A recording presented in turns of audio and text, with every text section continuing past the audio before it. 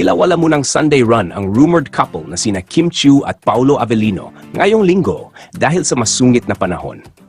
Pero kahit hindi sila tumakbo sa labas, tila mas sweet naman ang naging takbo ng kanilang umaga sa loob ng bahay. Ayon sa ilang sources, di umano'y sinundo pa rin ni Paolo si Kim sa bahay nito ng maagang maaga. Dahil maulan at malamig ang panahon, nagdesisyon umano ang dalawa na mag-stay in muna at mag-breakfast together. At hindi lang basta breakfast, si Kim pa raw mismo ang nagluto para kay Paolo.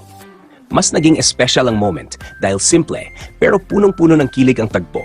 Habang nagluluto si Kim, naroon si Paolo sa kitchen area, tila tahimik na nanood at paminsan-minsang tumutulong.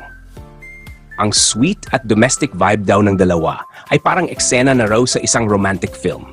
Pagkatapos ng kanilang cozy breakfast date, si Paolo na rin umano ang naghatid kay Kim papunta sa studio ng ASAP, kung saan may live appearance si Kim. Bagamat spekulasyon pa lang ito sa ngayon, ramdam ng mga fans ang kilig vibes. Para sa maraming taga-suporta, ang ganitong ideya ng mga simpleng moments, kahit maulan, ay patunay ng isang relasyon na hindi kailangang ipagsigawan.